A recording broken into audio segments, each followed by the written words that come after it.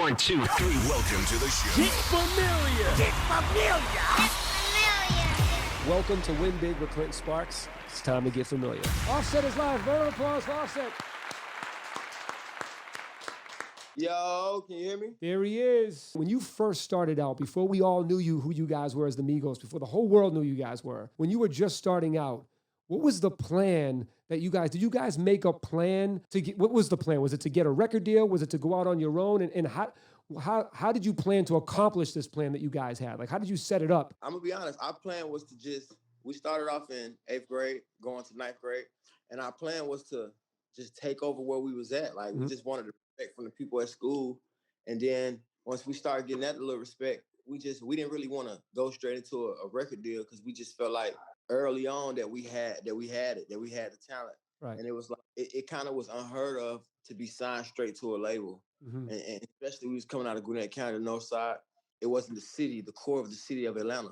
Right. So we just our plan was to take over our city at first and then to be able to get as far as we could on our own to get respect from the other people. We just wanted to be respected. And that's what so many people miss, is they're just shooting for the stars on day one when it's like, man, like, just go after your city, go locally, like one fan a day, like just try to build an organic audience and build your audience. And I think a lot of people feel like they're failing when they don't get 1 million views every time they drop a video or it doesn't skyrocket. But you guys were fine with building just a local fan base and then building from there.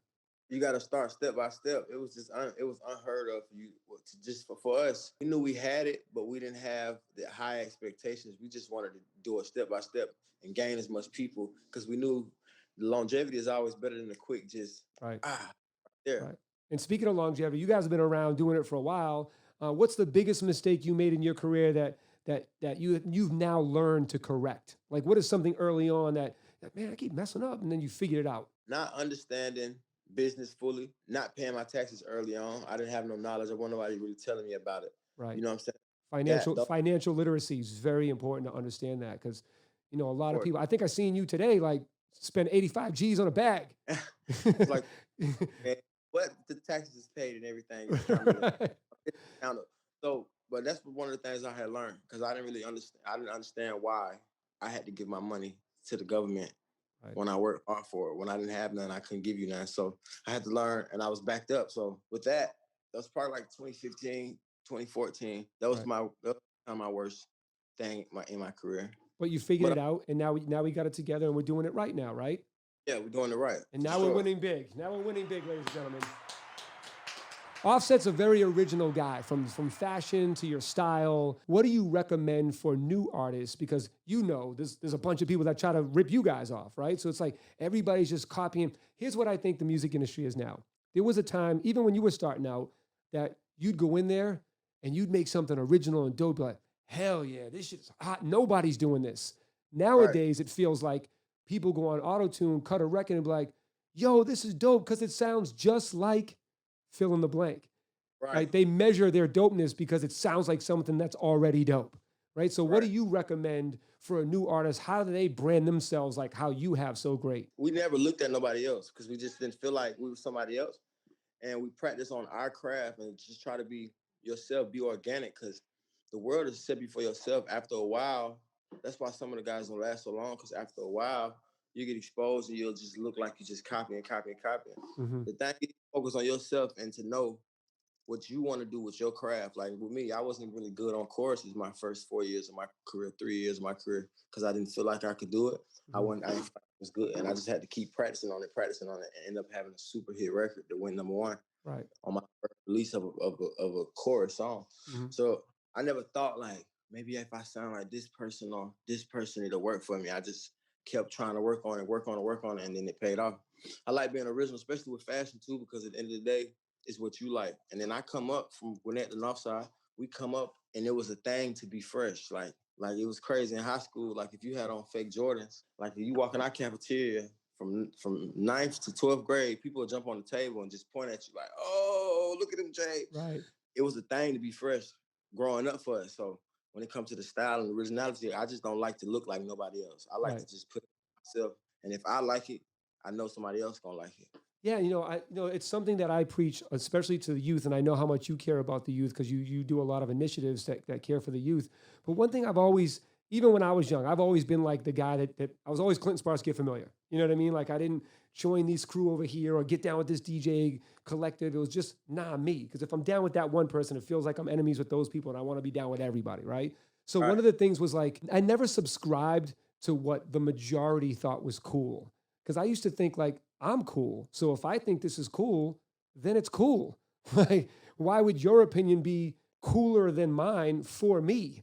Do you know what I'm And saying? Like, we prove things to be cool. Like for instance, when we first came out with Sachi, they would ask us in the interview, like, how does it feel? People think you guys are gonna be a one-hit wonder. We wouldn't really take offense to it. We just was like, we're gonna show you. And so that's how it happened. right, Sometimes people think you're cool. And it's not, and that's why when people see that somebody don't believe in their cool, they try to make it somebody else cool. But sometimes you gotta just, what we say is put it in your face right, and let them know that you setting the trend instead of you following it. right. Be the first you and not the second somebody else. What is a Facts. common mistake you see artists making when trying to become successful? Like you see artists all the time, they run up to you like, yo, let me get a verse, or yo, sign me. And what's the biggest mistake that you see artists making?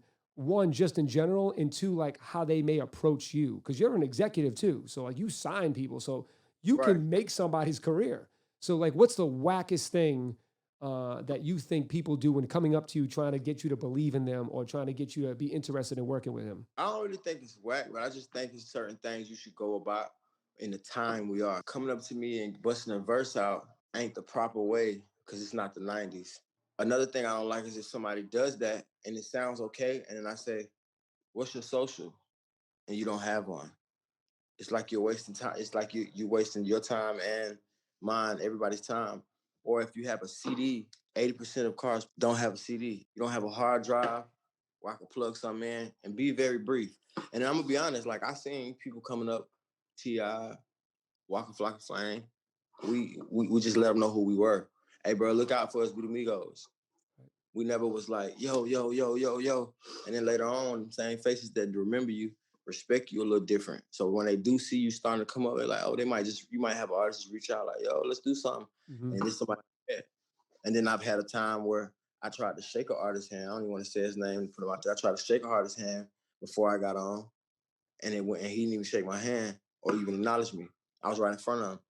And then later on, seeing him later on in life, and the tables had turned. But I didn't treat him the same way he treated me. Like we didn't ever feel like we needed to get stamped or like I got to deal with this artist to be able to make it. We felt like we had the vibe and we had the wave. So when we did see people, it'd just be like, "What's up? We the Migos. We on the way." See, that's dope, man. A lot of people always feel like they got to go get a feature or they got to go get down with these people or they got to do that. And it's like, man, if you're dope, dope rises to the top. And Fact. just like you guys said, hey man, with Amigos, just get familiar. Well, you didn't say get familiar with us, but pay attention to us. We coming up, and it's like there's people that have done that to me throughout the years. That every now and then I'll run into them and be like, hey man, and then I start thinking like, oh, this dude is doing it, man. Like this is like the fourth time I seen him. And it's a lot of respect. Like when somebody respects your artistry and your space too. Like if a kid, I promise, if a kid come up to me and rap, the kid that come up to me and be like, "Hey, bro, this is my name, my social, this man, check me out. I ain't even gonna play nothing for you right now.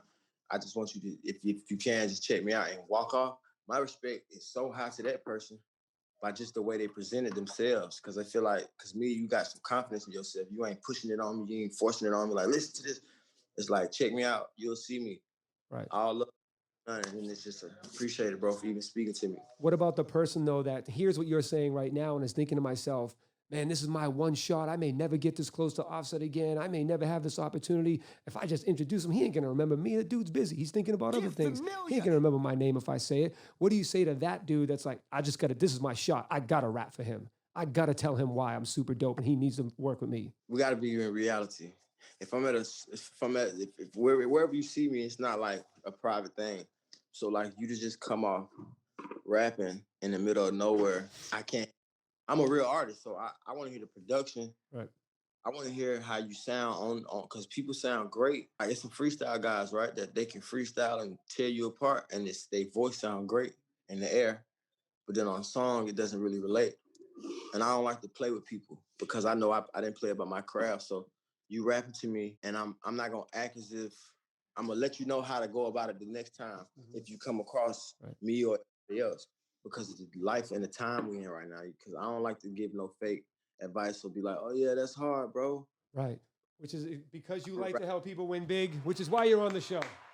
So people think, because you put out hit records and you're doing a lot of great things and your life is awesome and we see you on socials and you're killing it all the time. So we assume you're always winning, right? Now, I'm sure that there's songs you put out that didn't perform the way you wanted them to perform, businesses you got behind that didn't succeed as much as you thought they were going to. Does that play a role? Because there's a lot of people out here that don't make moves because they're afraid of failure. Or, if they do start to fail, they get deflated or discouraged. And like now they just kind of stop making the moves that people like you that continue to do the moves end up seeing the reward of that hard work. Does that play a role when something fails, if a song fails or a business fails, does that play a role in your next move? Like, how do you take that into consideration or how you move next after that hit? It plays a positive role in my next move. Like, first off, as an artist, every song you put out is not going to be a hit. And as a group, we done have songs that ain't just stick, but you have to keep going.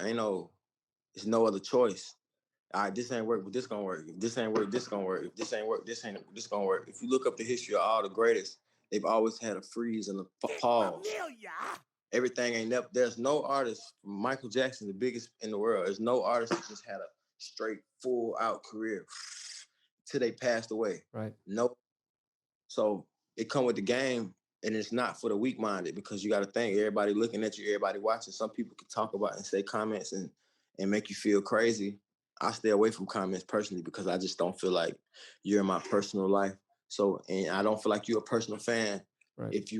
I could shoot an air ball and you clown me for it. Right. But I done won 6 championships, and this is what you remember, the air ball. So it's like, you're not my real fans, and I keep me personally, I'm blessed because I have people that's been around me since I was in the 8th grade. Same friends, we haven't crossed each other. We treat each other as one, and they keep you. Your team you got the people that believe in you. If there's any, they help you. That's why I try to keep my people that's solid, that's had the vision.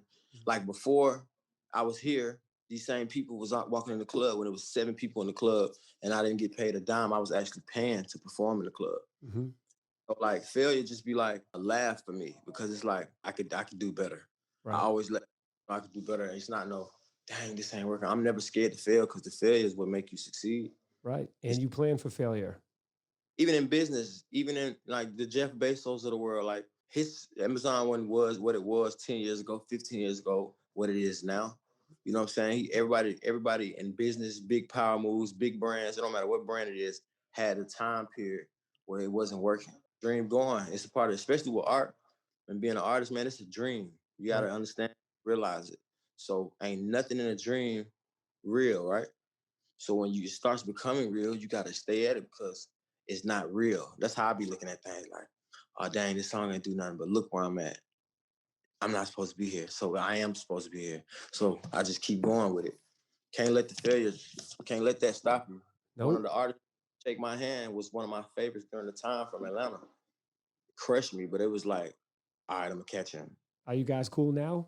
I don't really know him personally still, but I seen him one time, and I didn't like even mention it or what up. Right. Said, I played it cool, because I'm not a type person. It's super dope that you did that, because the worst thing I hate, and I'm sure you've got this before, when someone comes up like, oh, you don't remember me, huh? Oh, yo, that time, like, why would you want to put me in that awkward position right now? It's so weird. Right. You know what I'm saying? Like, you just talked about appreciating the losses or little failures that just help you get stronger and give you more information so you can move forward. We don't call those L's losses. We call those lessons. And Offset, right. You are always welcome on this show, man. Thank you so much for coming on. Give it up for Offset. Offset is a legend. Yes, sir. Thank you, man.